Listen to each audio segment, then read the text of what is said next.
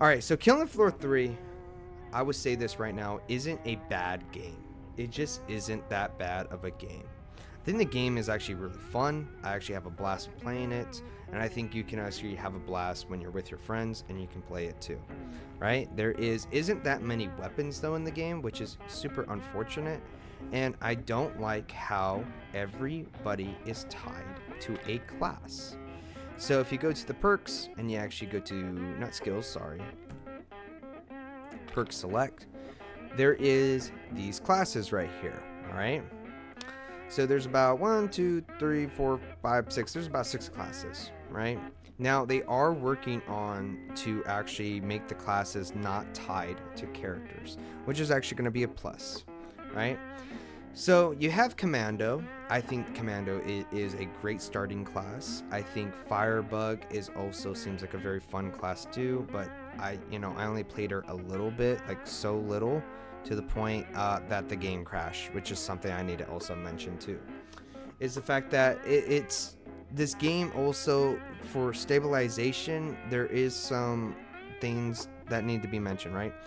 There was some stuttering. Maybe that has something to do with my PC, or maybe that has something to do with the game itself, because there are some YouTubers that were mentioning that they were having some gameplay issues, right? Now, I haven't played Engineer, so I don't know anything about Engineer. Now, I have played Sharpshooter, and Sharpshooter is pretty much the sniper class, and she is actually really fun too, and I actually like her skills, which we will talk about too. Don't give me a second. But yeah, these classes arguably are really fun, but I think the ninja class in my eyes is super fun. I had a great blast with it. To have a melee class that's coming in and meleeing people and everything, and there is executions in this game as well, and the executions are so freaking awesome, but I have a criticism for it. So in Doom, when you were executing enemies, you actually got health, and I believe you got ammo for it as well, right? But when you're executing an enemy here, I wish there was more incentive to actually get something from it besides actually a cool animation. I would like for it to actually give you health. I think that should be like a default thing. I think that would be kind of cool. So now there'd be more incentive to actually go in and actually melee somebody and actually get something out of it. So putting yourself at risk to actually get this melee, right? But in all though, the ninja class is super fun, and I actually recommend him if anybody wants to just have a blast with this game.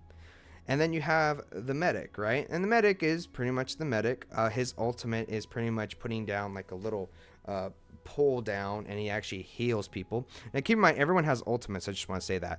But his ultimate is like that, putting a pull down and healing people. I think that itself is pretty cool, and yeah, he doesn't do that much damage from when I was playing with him, and I played two matches with him, and he doesn't really do that much damage, but he is absolutely a class that supports the team and holds the team together, and I think that's what you should be getting from a medic class, right? So someone to actually hold the team together, especially the medic would be most definitely helping out the ninja, because the ninja is up in there and actually meleeing, slicing, and dice and just hitting people like no tomorrow, right? So these classes are all fine in my opinion, and I think they're all fun. Even though, like I said, I have not played the engineer, but I mean, I bet he's really fun, and I could probably play him next match. So there's that. Now, another thing that the criticism for that one more time is that the characters are tied to the class. But the skills, though, is something that I absolutely love. Now, comparing it to Killing Floor 2, for those that don't know Killing Floor 2, it was that every 5 levels you got to pick either one skill or the other skill. This one is vastly different, to where you're actually picking this skill or this skill, but you can also level up a few times. So you have available points here. So for an example, if I want to level up this, right? Level this up, but then I want to back out, and maybe perhaps I want to level this up, right? There you go. So there is some more things to think about. So I don't actually be like, oh, okay, there we go. And then there's other skill trees like right here too, which is actually adds on more things that you can do, right? So that's what I actually really love about this game. This game is a complete improvement from Killing Floor 2, because Killing Floors 2 build variety wasn't really that, there wasn't really that much builds that you can do. It was like pick this or that, and then there were some skills that were just like, why? Like, obviously you're going to pick this skill because the other skill just kind of sucks, right? And that's what I actually do like about this game right now, because it just seems like, okay, there is a lot of things that you can do, and some of the things are absolutely crazy. I mean, I think I think maybe the Commando has it. Like, yeah, the amount of Z time gain when destroying critical hit zones is increased by 125%. So, I mean, that's also good. So, Z time is when everything goes all slow, when everything is black and white. So, if you are new to the Killing Floor franchise, that is pretty much like the staple on it. Killing Floor 1 had it, Killing Floor 2 had it, and now Killing Floor 3 has it, right? To where if you shoot a zombie, shoot a Zed, I should say, everything would go slow. And I think because of that, like, that is so freaking fun. Now you have so many skills that can benefit that. Now, I know Killing Floor 2 had those skills, but like I said, it isn't just the Z time. It's also just the fact that there's so many other things that you can do. Like, the gadget one right here, if you want to go do this, you have Guardian Angel, which is the turret that I was using. I use a lot because I love this class.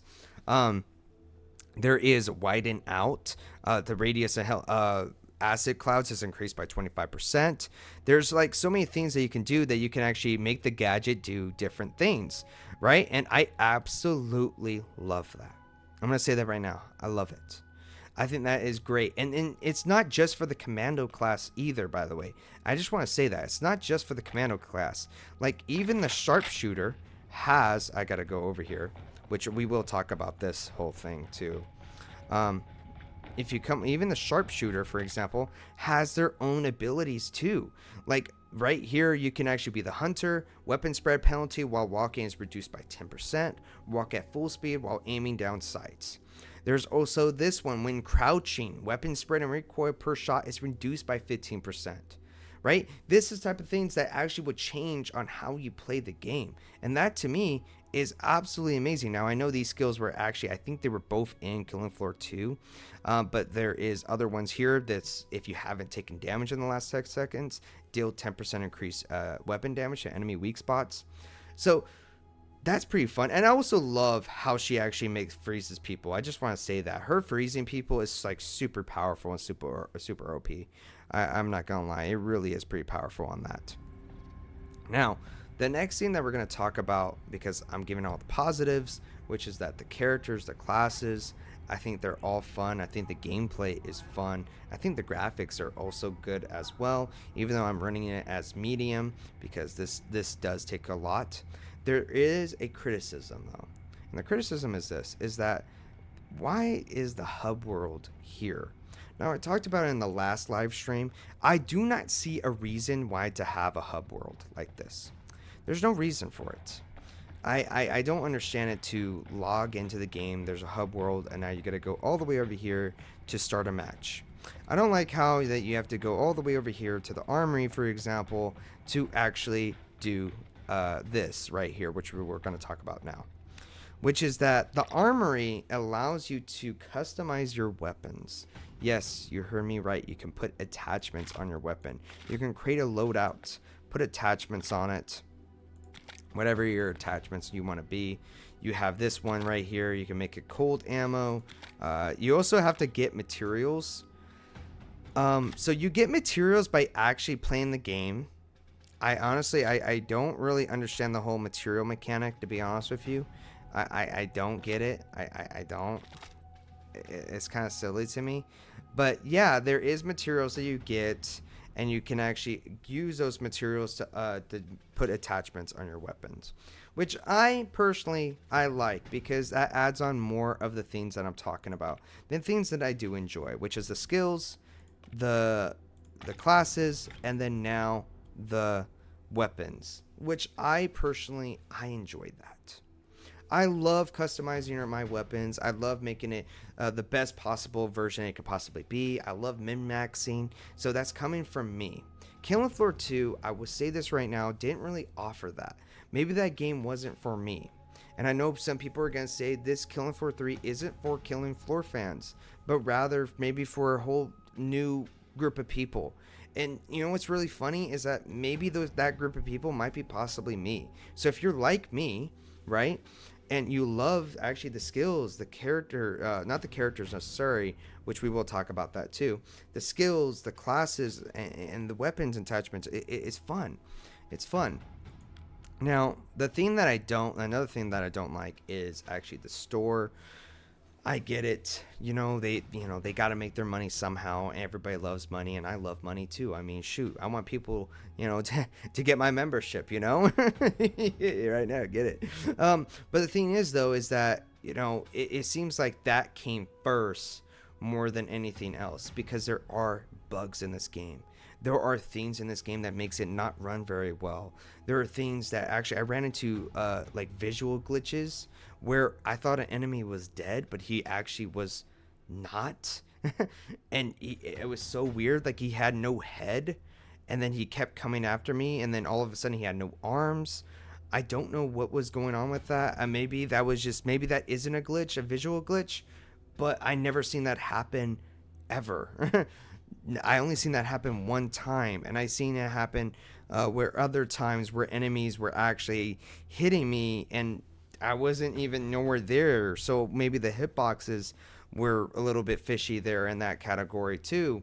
I'm not too sure, but this is just my experience. But some things like that, like the whole thing right here is a bit scummy when it comes down to the store, because I think what's so interesting is that when you actually go to the credits and you try to buy something, right, it won't be actually enough to actually do it. So you have to probably purchase it again. So you have to purchase more credits. So it's a little bit scummy. It really is. It reminds me of Darktide. If you guys ever played Darktide, if you guys ever played Warhammer Vermintide 2, actually Warhammer Vermintide 2 didn't have that. I'm sorry. But Darktide had that, where they were trying to it was very malicious how they were like, oh, purchase this, but you won't have enough for this. So it's like, okay. I mean, it's those type of things that they put it in odd numbers, it's just a little fishy. When it comes down to the supply pass, to my knowledge, runs like Helldivers 2. So if you actually like Helldivers 2, it's just like this. For example, you purchase something like this, for example. You grab this. Give me a second, folks. Boom. And then you grab this, and then you move it over here, right? So it's kind of like Helldivers 2 in a certain sense, because you can actually purchase this, and then you can move down here. Helldivers 2 is also a very great game. So I actually like how they borrowed this type of monetization in that way, because I don't really like how battle passes are. Maybe this is just like a battle pass, and I could be wrong, but to my eyes, I mean, if they keep this in the game, I think that would be fine, because I don't like how that FOMO thing is stupid and needs to just go away. Helldivers 2 wasn't relying on FOMO when it came down to their monetization. There was no FOMO. You had to buy a bundle, and you had that bundle forever, and then you had to grind the game to actually get, to complete that bundle. So if that is just like this, then I am completely fine with that, and having bundles being in this game where you have to purchase, I am okay with that. That is just my opinion, though, because I actually don't mind that monetization as long as what I purchase stays in the game. Okay. All right, so let's actually move on to another thing now. Okay, so the characters, right? The characters are, well, how do I put it? They remind me of Black Ops 6 Zombies characters, or Call of Duty Cold War Zombies characters, if you love that, or even not even Payday 3's characters. Payday 3's characters actually had a little bit of humor to them. But the characters here are very bland, in my opinion. I feel like they don't really talk very well. When I mean by talk very well, I mean like they don't really mesh together as a team. They just kind of have they're very one-dimensional. They don't really seem like they have that much personality. But that, maybe, I mean, I guess so, because I'm the type of person that puts gameplay first.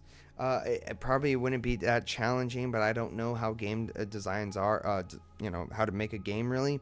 But like maybe it won't be too challenging if they probably get recorded more lines where it feels like they're all together. And then not only that, like Firebug, for example, like she keeps making comments about her being a firebug. I'm like, okay, it's very one dimensional to me. Like super like, okay, she is Firebug. I'm like, okay, but what about anything else though, you know? Is there anything else who you are? What are you? What's the history of you, right? So it's hard for me to connect with these characters because they're so one dimensional. And then not only that, like I said, they are actually going to make an update where the classes are not going to be tied to the characters. So that makes me wonder now, is her lines going to be different now? Because all her lines really are, when I was playing with her, just her is commenting on fire. Just fire, fire, fire. I mean, that's kind of a annoying thing, to be honest with you. She kind of was annoying to me when it comes down to the voice lines. Her gameplay, though, I would admit, though, I really love the fire. I mean, it's on just like me, you know what I'm saying? But, like, I don't know. The characters don't seem that compelling when they're talking. It just makes it seem like some people are just reading off a script. That's what it feels like. Now, for the maps right now, personally, this is a whole thing. This isn't really targeting to Killing Floor 3, but more so just Killing Floor as a franchise, okay? Alright, so I gotta take the sunglasses off for this one. This one needs to be. So, the thing that I have to give credit for, Call of Duty Zombies, because this is where I'm going to be obviously comparing a lot to. Call of Duty Zombies is, when you spawn in a map, there is that map progression, right? You're using your points to open up doors, using your points to buy perks, use your points to do that. The maps are cool.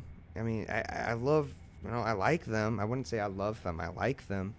But the thing is, though, I feel like there is no map progression. And maybe that's just me comparing Call of Duty and Killing Floor way too much. I just feel like there should be more progression when it comes down to in-game, right? There's a lot of progression outside of the game, such as the perks and the customization with weapons, but I like that there would be more something in-game that you can be earning and actually getting to where you're feeling that progression, right? I think because of that, that would be really fun, and that will open up to even more replayability. Maybe you can do something like, for example, I don't know, maybe you're only getting like some abilities, right? For example, like you level up your armor, right? It would be like a roguelike, right? Where you start a match and you start off with 100 health and 100 armor, but you can choose to either level up your armor by using some points to level that up, or using the points to level up your health, or using points to level up your damage a little bit, something like that. I know that might be maybe me asking way too much, but the thing is, though, I feel like there needs to be some progression when it comes down to in game instead of just all being outside of the game, right? And that's kind of what I like about Payday, and I even like that in Payday 3, that it feels like there is a set goal, a progression into the level, right? And that's probably even, you don't even need to do like roguelike things. You can just do something basic. Give us a goal in the match, right? Maybe if we hold down a zone, we actually get credits, or if we actually do this, if we escort someone, which I hate escort missions, I do, but making it optional where we escort somebody to one end to the other end of the map, or maybe we actually do something where making even more creative, where there is the wave won't end until we attack like this certain boss, this certain enemy, this certain mini boss. Something like that. Or maybe we can be like moving items to one end to the other end, or something, anything, right?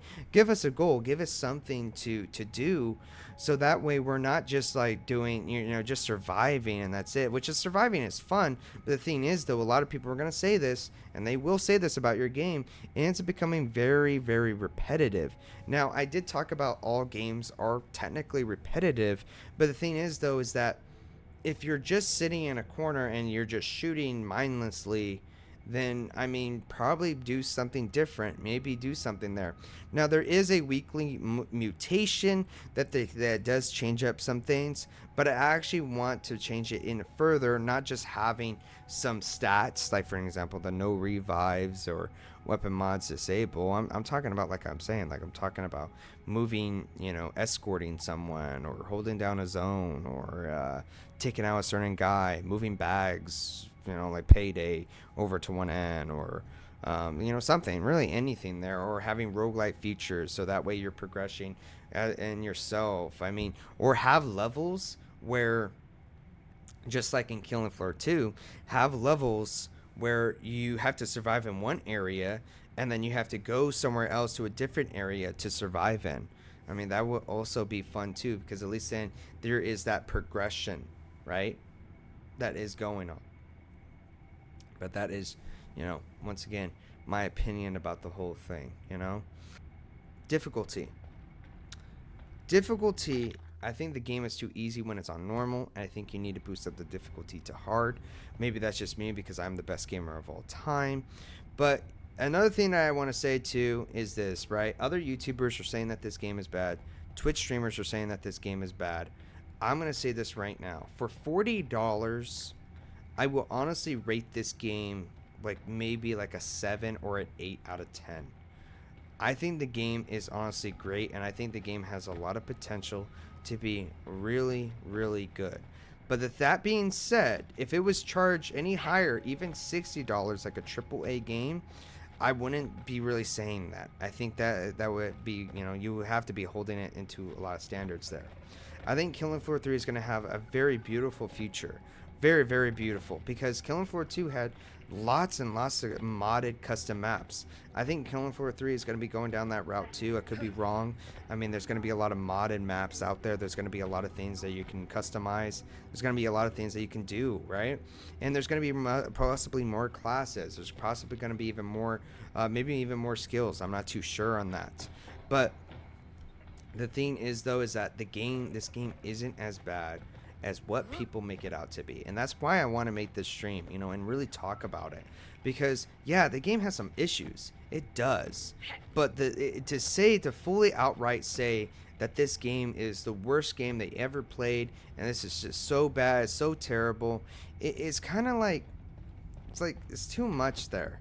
It's too much. It's not that bad. It really, really isn't that bad. It's super fun.